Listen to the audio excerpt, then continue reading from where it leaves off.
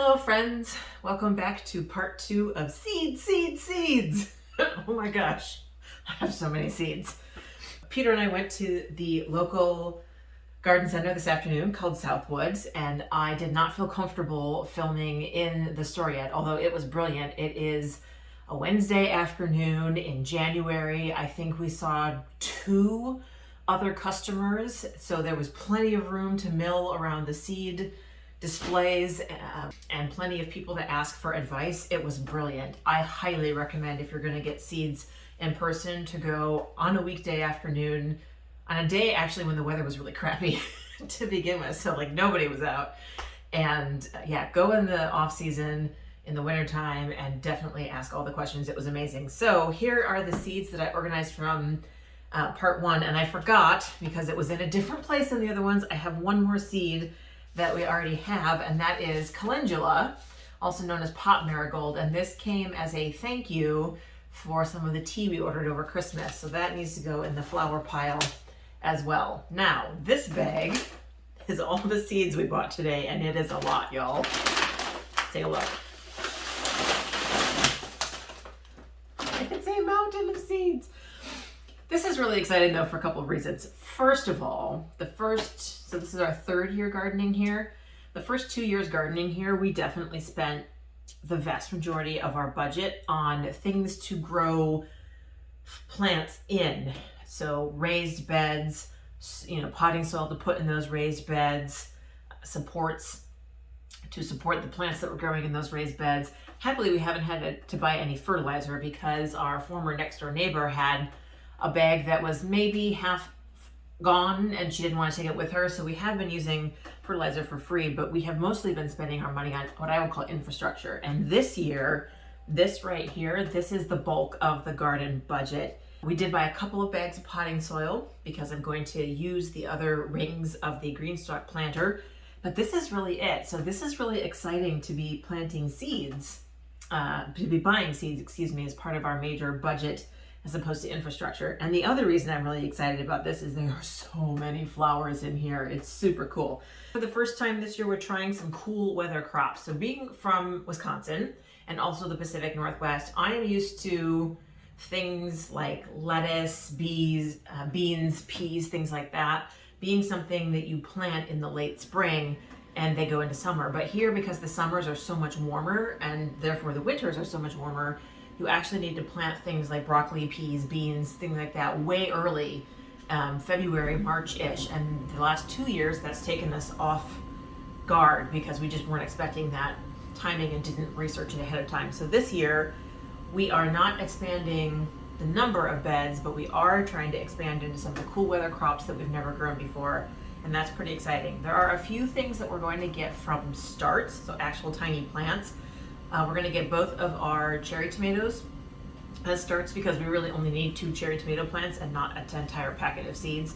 We're going to get the onions from starts. We're going to get a cucumber because, again, we could have gotten a bunch of cucumber seeds, but we really want 1 cucumber plant. So we're going to get a cucumber as a start, and I think there was one other thing we're going to get from a start, but there's very few things. Most of it we're going to grow from seed. So let's talk about what we got.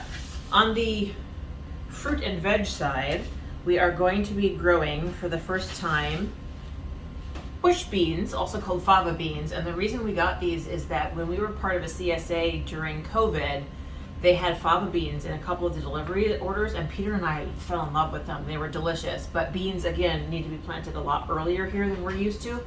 We have a 4-foot tall, 50-foot long chain link fence that runs between our property and the neighbor's property. So look, built-in trellising, because beans need that. And so we have 3 packages of beans.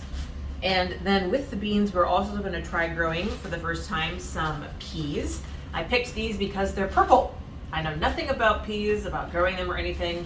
These are a snap pea called sugar magnolia, and they have purple pods, and that seemed really cool. So beans and peas. We're also going to try some broccoli, which again needs to be planted a lot earlier than we're used to planting it. And this says, called di Cicco. I'm not sure how to say that. It's Italian, so I'm sure I'm butchering it. but it says that it's supposed to be good for freezing, and the leaves are also edible. So we're gonna try some broccoli this time. We're also gonna try 2 different kinds of lettuce. These both look good to us. Peter and I are not really iceberg lettuce people. We like our lettuce to be leafy, greeny, delicious. So we're gonna try, this is called Green Gem, and this is called Tom Thumb. So we're gonna try both of those.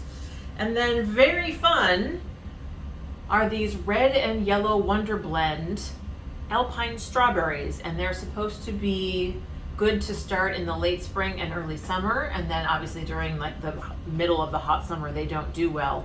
These need to be sown 8 to 12 weeks before your last average frost date. Our last average frost date is the end of March, so these actually need to go in the ground now. And I've never grown strawberries before. I'm not a big fan of store-bought strawberries, but I also wasn't a big fan of store-bought tomatoes. And then we grew our own, and they're way more delicious. So I'm hoping that that is true for these strawberries as well. So that is the very small pile of fruit and veg, which I'm going to go ahead. Actually, instead of putting things by categories in here, what I'm now going to start doing, probably after this video, because it's kind of boring to watch, is I'm going to organize these by when they need to be planted, by month, ideally, so that I can just go through here and say, oh, it's February, you know, what needs to go in February, what needs to go in March. And last year I did that by having a list because I had a smaller number of things we were growing. But this year we're growing a lot more, so I think having it by month will be great. And then as those months expire, you know, as like February goes on, the extra seeds I can just put back, you know, in the same container, and then I'll know that if there are any left in that packet, next February they can be sown again. So let's talk about flowers, because oh man, you guys, we got some flowers. So many flowers. One of the brands of seeds that I don't remember seeing there before is this really cool one called Native American seed. Peter and I try to be very conscious with how we spend our money when we can, and to support local businesses and to support, you know, people that maybe not have as much reach as a business. And so a lot of the stuff you'll see that we bought today is from the Native American seed folks. This is the Texas Oklahoma Native Roadside Mix. This is going to be the base for the wildflower bed. It has a lot of, well, all native flowers to this area. This particular package is supposed to cover 250 to 500 square feet. That bed is, I think, like 14 by 16. So we're certainly going to have a chunk of this left over, and that's fine. We may use it elsewhere, or we may save it for a future year. So that's the base of the back. Other things that are going to go in the back are poppies. In addition to the California poppies that Peter's mom sent us as a gift, I also got some extra golden poppies because I like the look of them. And hold on, there's more poppies in here somewhere. Yes. And I also got a white poppy. Now, weirdly, something we learned last summer, we had a zinnia mix in the front bed last year, which was full of all these brilliant jewel tones. White flowers are not really a thing. I love the deep jewel tone colors a lot more than I like white. But one of the things that Peter and I both noticed is that having a few white flowers, a few white zinnias, in with all the deep purples and pinks and oranges and reds, was that it made those colors even more intense. So most of the native flowers to Texas and Oklahoma that are in the base mix are not white. In fact, I don't know that any of them are white. And so we got some white poppies to help lighten up the mix, along with some yellows, because yellow is my favorite color. So those are going in the back bed. We are also going to try in the back bed milkweed. So Oklahoma is on the monarch migratory route, and we tried milkweed both summers, actually. Both years we've been here in the front bed. The first year we had some milkweed that was included in the mix that we got, and it did okay, but it wasn't great.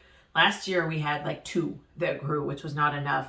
So there is some milkweed, I think, in the base mix, but we also wanted to get some showy milkweed and some, green milkweed, both of which are native. And again, these are both by the Native American Seed Company. So we're going to supplement with that and hopefully give our monarchs something to eat when they come through. So that also is going in the back bed.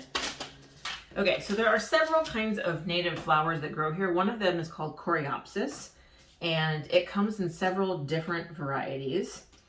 The one that we're most familiar with and the one that grows wild here is a pure yellow one, but I really liked the coloring on this one. This one's kind of a fancy coloring options on it, and some white ones in here too. So this also is going to go in the native bed. And here's the other Coreopsis. This is a plains Coreopsis. Again, the Coreopsis that I'm used to seeing looks just like this, except it's all yellow in the middle, but I loved the deep red centers. I'm really drawn to the deep red flowers. It doesn't really seem to matter what type of flower it is, sunflower, Coreopsis, zinnia. There's something about that deep chocolatey red color that just grabs my eyeballs and my wallet. So this is the other Coreopsis, and there's regular Coreopsis here in the base mix as well. And then the other thing, it's actually Oklahoma's native state flower, is called Indian Blanket. And this is what it looks like. It is gorgeous. You guys, if you've watched any of my videos from last summer, and then I realized that I didn't post any of my garden tour videos from last summer, but these are glorious. They have that beautiful center. This is actually true to what they look like, and then they've got yellow on the edge. So this is the normal blanket flower. Also in here, but we wanted more of it, and I also want to put some of this in the front beds. And then check this out. Burgundy, which is a word I love to say. Burgundy blanket flower. This is awesome. And grabbed my eyeballs and dragged it right on off there. And we're going to supplement both in the front and back with some burgundy, which is super cool.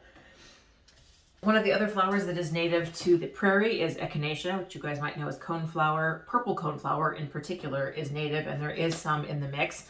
And I wanted to add some white, again, adding that white theme to bring out all of the other vibrant colors that are going in there. So this will probably go in the front and the back beds. And then black-eyed Susans, which is also known by its more scientific name of Rudbeckia. So this is kind of your traditional black-eyed Susan.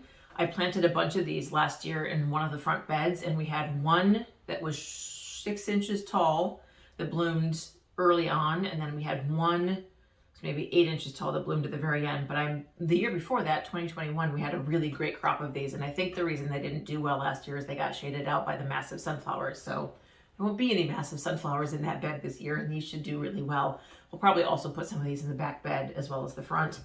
And then this is the other kind. This is a expensive hybrid. This is not a native. It's a native, obviously black-eyed Susan is a native species, but this particular coloring is not native. But Peter and I both loved the coloring on these. So this is called Cherokee Sunset.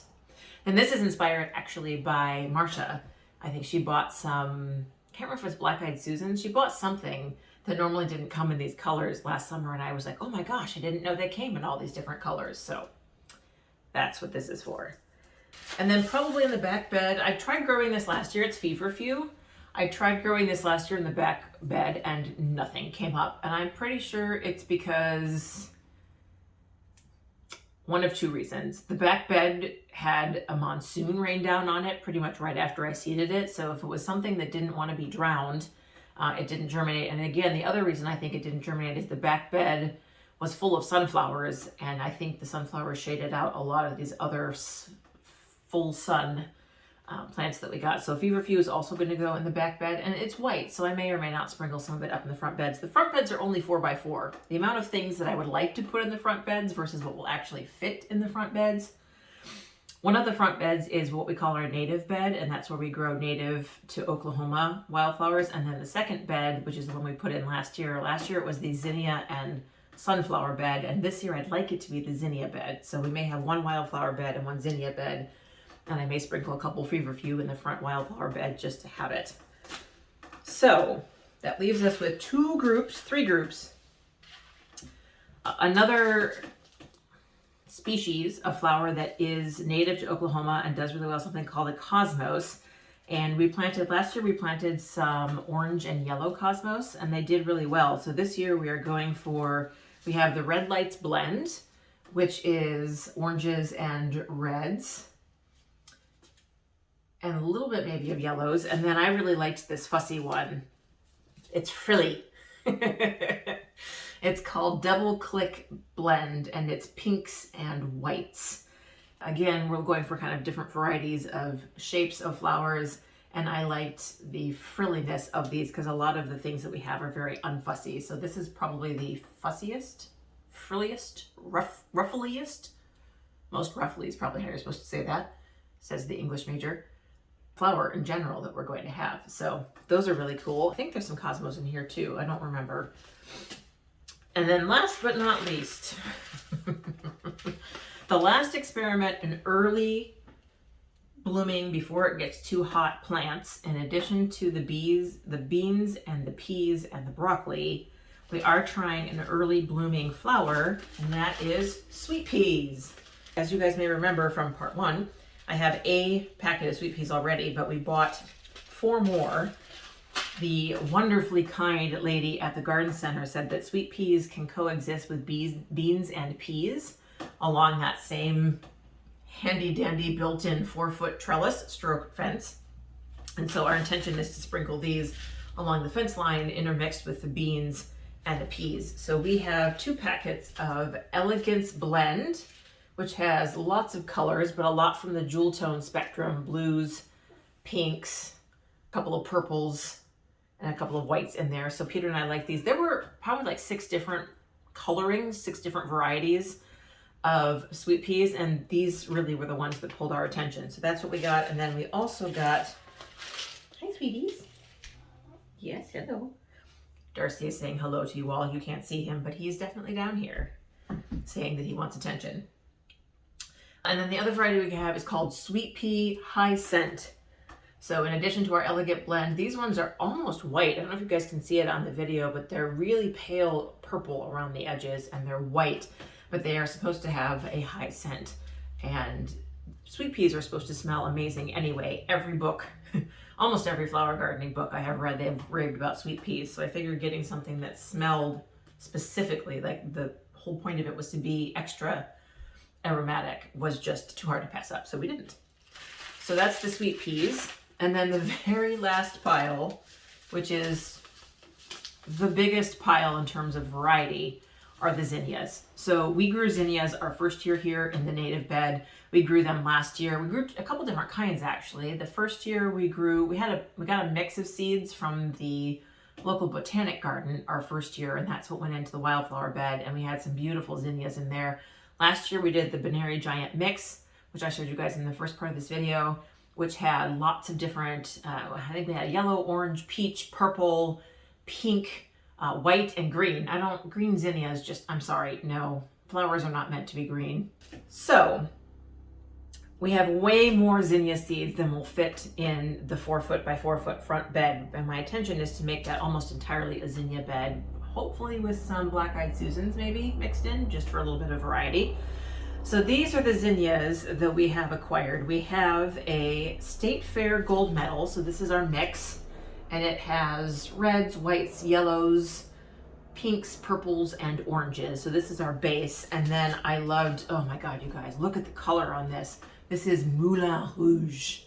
And I just, again, those dark reds, oh.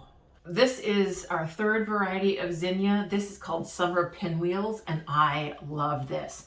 So this is inspired, one of the YouTube channels that I watch is called Woods Tree Farms, and it's a guy in Virginia who is starting a Christmas tree farm. He's been at it for a few years. He did a flower festival, and he sold zinnias, cosmos, and sunflowers, and he had a variety of cosmos that was called peppermint striped, and it looked a lot like this. Now these are zinnias, not cosmos, but I love that peppermint coloring. It did not occur to me that you could get that peppermint coloring in plants. I'm pretty much like a single color plant person, except for things that have like dark, or maybe 2 colors, you know, like they have a dark inside and then a different color on the outside. So this was an eye-opening experience when I saw it on his channel. So this is as close as I could get at our local garden center, and I think they're going to be glorious. You can't really tell because the camera's too far away, but this one up here is white around the edges with a little tinge of yellow right at the tip. So if we get some of those, I think those are going to be absolutely glorious. And then last but not least, purple. Purple is Peter's favorite color, and there are purples already in the mix, but because we got so much red and white, we wanted to just double down on the purple. So this is called Purple Prince, and it is going to be glorious. So that is the seed haul. We have 1, 2, 3, 4, 5, 6, 7, 8, 9, 10, 11, 12, 13, 14, 15, 16, 17, 18, 19, 20-ish. No, hold on, 24 We have 24 packets of flower seeds in addition to the ones that I already had. And I also have probably about 10 packages of fruit and veg. Editing Felicity here. I forgot to mention some of the flowers that we got. I don't know how this happened, but we have one more variety of cosmos. These are the white, pinks, and reds. We have amaranth. Last year we tried a Lovelies bleeding amaranth, which grew really well, but then something ate it. So this time we're trying an upright one, and look at those colors, you guys. Aren't they brilliant? We're also doing celosia. We wanted to grow this last year and just missed the boat on it. I love the way it looks. That texture and the color is just super interesting to me. We saw this at the Botanic Garden and they were really cool. I think they were pink though, so we got red. And then last but not least, we are trying a variety of marigold from seed. We did marigolds from seed last year that did not do spectacularly well, and the ones that we got as starts did really well, but the coloring on this was just too good to pass up the Jolly Jester. So we're going to try these from seed this year and see how they go. So there's your editing addendum. Most all of these are new varieties for me to grow this year, so I will keep you updated throughout the spring and summer as these get planted, as these start growing, and hopefully we'll have a lot of success stories to share with you. Thanks for sticking around, and I will see you soon in my next video. Have a great day, and bye for now.